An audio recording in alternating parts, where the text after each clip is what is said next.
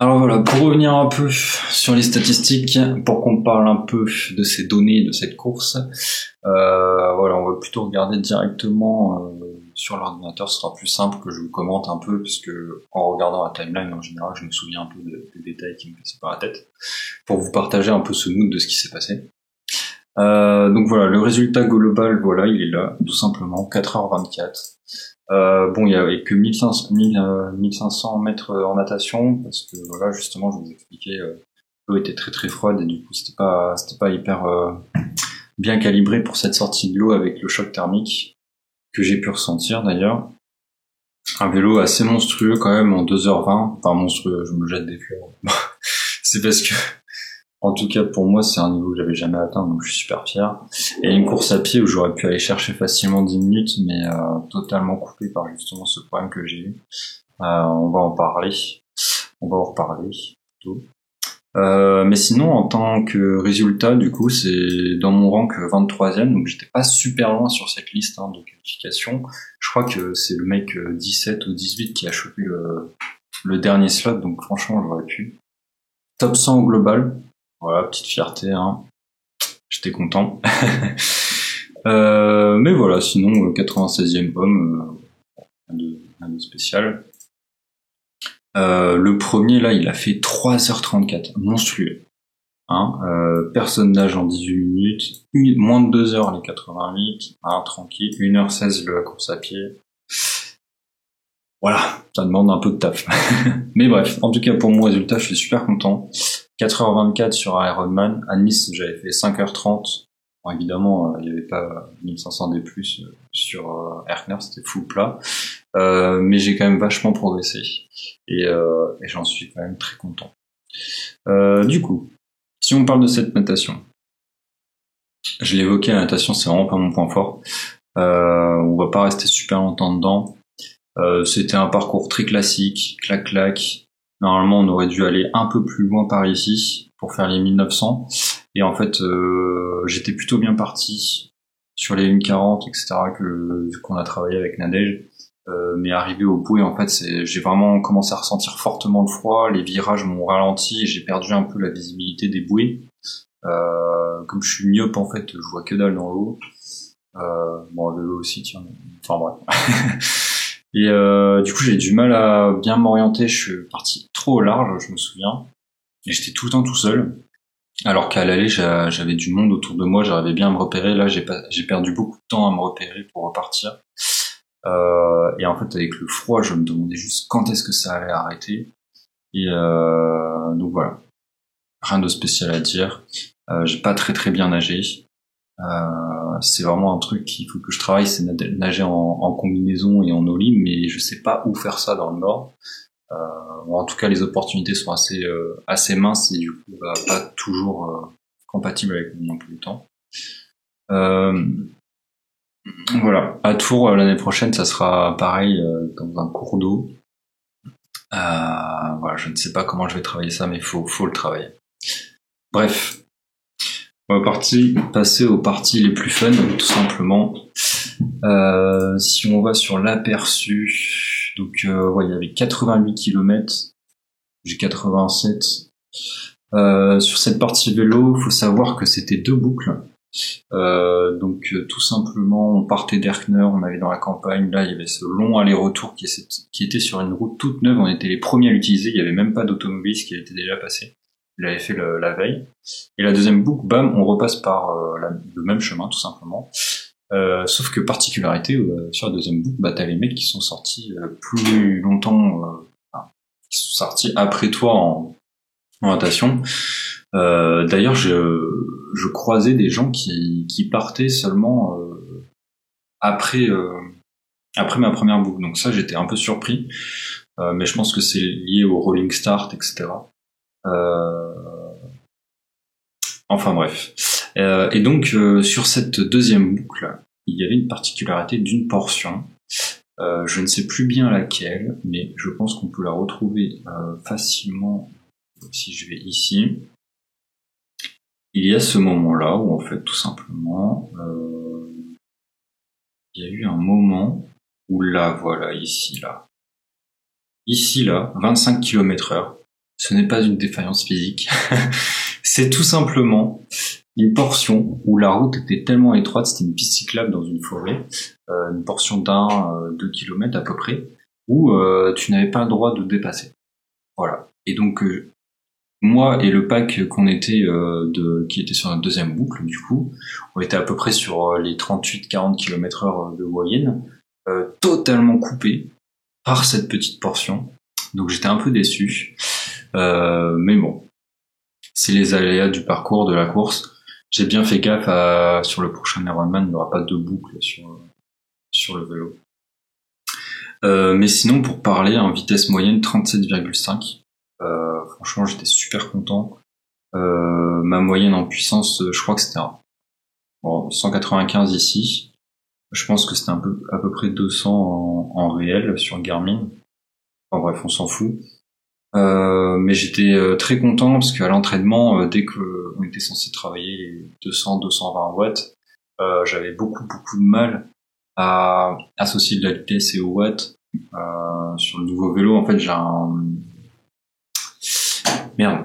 un capteur de puissance et j'arrive j'ai beaucoup de mal à associer mon niveau, en tout cas celui que je pensais avoir sur mes sensations quand j'avais pas les watts, à celui qui est réellement donné en fait, par exemple 200 watts, 30 km/h, enfin bref. Ce ratio-là dans ma tête, en fait, il n'était pas sur les échelles que j'ai actuellement. Et en fait, je suis très souvent en dessous des 200 watts parce que je suis hyper léger. En fait, je fais 65 kilos en poids de course, et ce qui fait que je développe pas non plus des watts. Je fais pas des séances à 300-400 watts comme beaucoup font. Je suis sur une échelle beaucoup plus faible, et du coup, il y a eu ce mauvais calibrage, je pense, au début, où je visais des watts trop hauts par, je sais pas, ego du chiffre, et forcément, en fait, ça t'amène à des 45 km/h que tu tiens genre 2 minutes et ça sert à rien. Du coup, là, ce jour-là, j'ai réussi à me dissocier vraiment totalement de cette notion des watts. Je me concentrais vachement sur la vitesse et sur les portions où il y avait beaucoup de vent de face. Parce que toute cette partie ici, là, ouais, voilà, entre Springhagen et Monschwinkel, là, j'avais beaucoup de vent de face, donc c'était assez compliqué à gérer, y compris là sur cette portion-là, à l'aller, full vent de face. Et ça, c'était long. C'était très long parce que c'était, alors attendez, si on calcule bien, 70, c'était 3 km 300 apparemment, vent de face, full vent de face, tout droit, plat semi-montant, un enfer. Mais sinon, globalement, j'étais super bien. Ma fréquence cardiaque, je l'ai vachement bien gérée. J'étais en zone 3 la plupart du temps. Franchement, au top. Très bonne cadence, 90 de moyenne. J'ai fait une gestion parfaite de mon vélo et j'en étais très très fier. Une petite pause pipi ici, là, je crois. Deuxième boucle ravito. D'ailleurs, c'est à ce moment-là qu'il y a une giga chute. Parce que les ravitaux, en fait, t'as des mecs qui tentent des bouteilles. Et quand t'arrives sur la deuxième boucle, il y a beaucoup plus de monde sur cette route. Et en fait, je pense qu'il y a 2 mecs qui se sont pas vus, ils ont voulu choper une croix, ils se sont rentrés dedans. J'ai vu un mec faire un vol plané, monstrueux. Franchement, si t'étais derrière, tout le monde a dû s'arrêter, etc. Tellement la chute, elle a pris de l'ampleur sur la route. Le vélo, il a fait Bref, et puis moi, j'étais en train de pisser, tranquille. Bref, du coup, je suis reparti. Ça m'a pas trop impacté, mais en fait, ça me bloquait un peu dans le pédalage. Je sentais trop de pression sur ma vessie, sur les prolongateurs. Ça m'a soulagé et j'ai pu mieux repartir juste après. Et après, il y a eu les soucis de vent de face plus le kilomètre que tu pouvais pas dépasser, très très chiant. Et on arrive justement à cette transition où j'avais les jambes totalement coupées. Je descends du vélo et je sens que j'ai une barre au ventre. Là, je suis cuit. Et je me dis, mais ça va être impossible la course à pied. Et on en vient à cette course à pied qui était 4 boucles qui m'ont bien porté. Parce que justement, j'avais ce souci où... On va regarder l'aperçu en premier. J'avais ce souci où je sentais que mon ventre, en fait, tout ce que j'avais bouffé, ça avait pas du tout passé. Et du coup, j'allais avoir les jambes coupées parce que pas d'énergie. Et j'allais pas réussir à pousser poussais ma foulée parce que justement j'avais trop mal au ventre en fait. Et à chaque fois que je puisais un peu trop, ça, j'avais des relents et c'était horrible.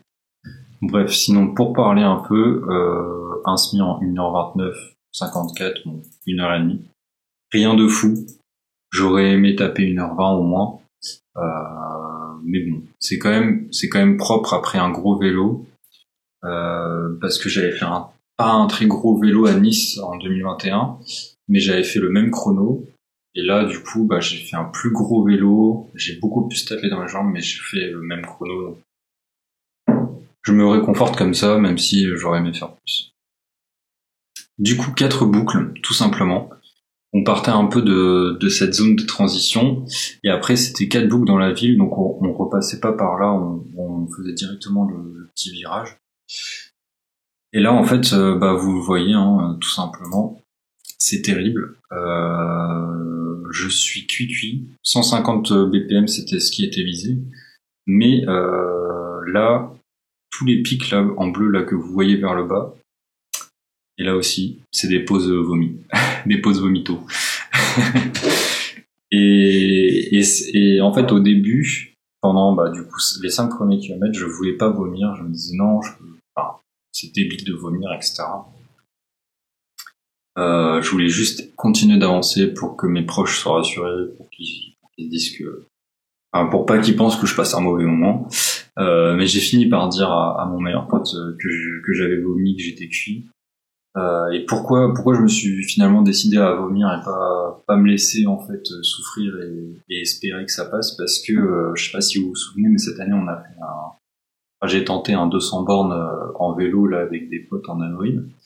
Et pareil, j'étais arrivé au bout de l'effort, mauvaise gestion de la nutrition, ou en tout cas des trucs qui étaient pas passés. Et le mec qui est hyper expert dans justement le vélo longue distance, il m'avait dit ouais, si t'as envie de vomir, vomis. En fait, tu repartiras à 2-0, tu te sentiras mieux après. Et ce jour-là, du coup, j'avais tout dégueulé. Je m'étais laissé aller. J'avais écouté le corps, en fait, tout simplement. Je pense que quand le corps nous dit quelque chose, faut l'écouter au maximum. Et justement, après, j'ai pu reprendre plus de force et repartir mieux sur le vélo. Et du coup, j'ai revu ce moment-là, les mêmes sensations, cette envie de vomir et tout. Et je me suis dit, en fait, si à un moment donné tu veux pousser, va falloir que tu te sentes libre au niveau de l'estomac. Et donc là, j'ai vomi. Et du coup, pendant 5 bornes encore, je vomissais. Et j'ai enfin fini par me sentir un peu mieux. Au ravito, je prenais juste des électrolytes. J'ai mangé aucun gel, donc ma stratégie de nutrition sur la course à pied a été de 0. Mais au moins, au bout d'un moment, partir d'ici, là, à peu près, je crois que je me souviens que c'était au 15e. Ouais, c'est ça. J'ai commencé à me sentir mieux. Parce que j'avais repris un peu d'électrolytes, et j'avais pas vomi surtout. Et donc j'ai senti mon corps sur cette deuxième partie vraiment plus à même d'aller chercher en fait de la vitesse. Bon, malheureusement, j'ai eu un contre-coup à la fin de fatigue totale. Il y a le cardio qui commence à trop grimper, mais ça c'est le contre-coup du fait que j'ai pas pu bien m'alimenter. Même si j'avais réussi à boire, en fait, j'avais plus de glucides du tout dans le corps, et du coup, forcément, le moteur ne pouvait plus avancer. Et j'arrive tout simplement à l'arrivée épuisé, mais je pensais épuisé, mais le marathon m'a montré que je pouvais être encore plus épuisé. Mais j'arrive heureux en fait. J'arrive giga heureux. J'ai fait une course de dingue. J'ai vécu plein de choses et j'arrive à faire un chrono de fou, moins de 4h30. Même s'il y a un raccourci avec la partie natation, c'est un chrono que j'espérais pas atteindre. Je pensais taper les 5 heures. Bon, ma coach, elle me dirait que je suis complètement à l'ouest, mais en tout cas, je suis trop content de cette course. Et épuisé, mais vous savez, c'est un peu cette endorphine qui vous dit vous êtes claqué, mais en même temps vous êtes content. Vous êtes fier de vous. Bref. Et puis voilà, et puis en plus à l'arrivée, il y avait ma famille, mes amis, ma copine. C'était incroyable, et à ce moment-là, j'ai tout qui relâche, toute la pression du matin, du jour de la course, des jours qui précédaient. tout relâche et là c'est un moment d'émotion que je vous souhaite de vivre. C'est incroyable. Et je sais pas, c'est ce sentiment de ce jour-là, vous avez accompli quelque chose.